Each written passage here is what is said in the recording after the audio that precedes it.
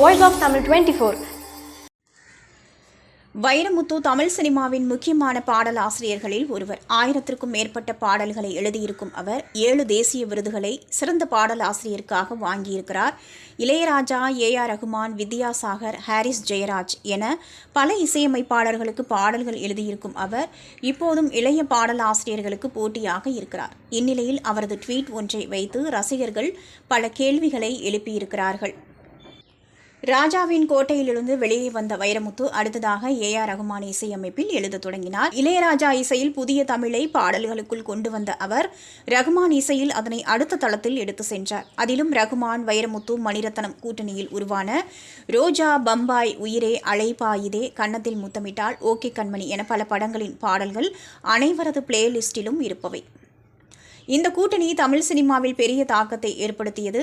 ஆனால் இடையில் சில சர்ச்சைகள் வைரமுத்துவை சுற்றி எழுந்தன. இதனால் இக்கூட்டணியில் விரிசல் விழுந்ததாக சொல்லப்படுகிறது. இதனால் பொன்னியின் செல்வன், சமீபத்தில் வெளியான தக் லைஃப் ஆகிய படங்களில் வைரமுத்துவை ரகுமானும் மணிரத்னமும் கமிட் செய்யவில்லை. அதே சமயம் வைரமுத்துவை அந்த படங்களிலெல்லாம் பயன்படுத்தி இருக்க வேண்டும் என்பதுதான் பெரும்பாலானோரின் கருத்து.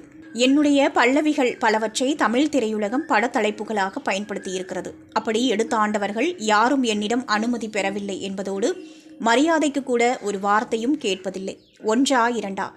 பொன்மாலை பொழுது கண் சிவந்தால் மண் சிவக்கும், இளைய நிலா, ஊற தெரிஞ்சுக்கிட்டேன், பனிவிலும் மலர்வனம், வெள்ளைப்புறா ஒன்று, பூவே பூச்சுடவா, ஈரமான ரோஜாவே, நிலாவத்தான் கையில் பிடிச்சேன், மௌன ராகம், மின்சார கண்ணா, கண்ணாளனே, என்னவளே, உயிரே, சண்டக்கோழி, பூவெல்லாம் கேட்டுப்பார், தென்மேற்கு பருவக்காற்று, விண்ணை தாண்டி வருவாயா, நீதானே என் பொன் வசனம், கண்ணும் கண்ணும் கொள்ளையடித்தால், தங்க மகன், இப்படி இன்னும் பல. சொல்லாமல் எடுத்துக்கொண்டதற்காக இவர்கள் யாரையும் நான் கடிந்து கொண்டதில்லை. காணும் இடங்களில் கேட்பதும் இல்லை.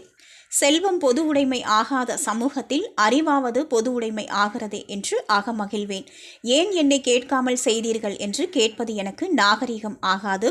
ஆனால் என்னை ஒரு வார்த்தை கேட்டுவிட்டு செய்வது அவர்களின் நாகரிகம் ஆகாதா என கேள்வி எழுப்பியிருக்கிறார். இந்த ட்வீட் சமூக வலைதளங்களில் ட்ரெண்டாயிருக்கிறது. மேலும் இளையராஜாவின் பாடல்கள் படங்களில் பயன்படுத்தப்படுகின்றன. ஆனால் தன்னிடம் அனுமதி கேட்பதில்லை என்று கூறி சட்ட ரீதியாக ராஜா எதிர்த்து வருகிறார். அது ஆதரவையும் விமர்சனத்தையும் ஒரு சேர கிளப்பியிருக்கின்றன. அதேபோல வைரமுத்து போட்டிருக்கும் ட்வீட்டில் மணிரத்னம் இயக்கிய மௌனராகும், உயிரே படங்களும் இருக்கின்றன.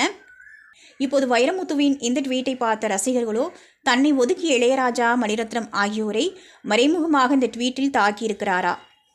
தக் லைஃப் வெளியான சமயத்தில் ஏன் இப்படி ஒரு ட்வீட்டை போட வேண்டும் என்ற கேள்விகளை முன்வைக்க ஆரம்பித்திருக்கிறார்கள். நீங்க பார்த்துட்டு இருக்கிறது voice of Tamil 24. Like, share and subscribe.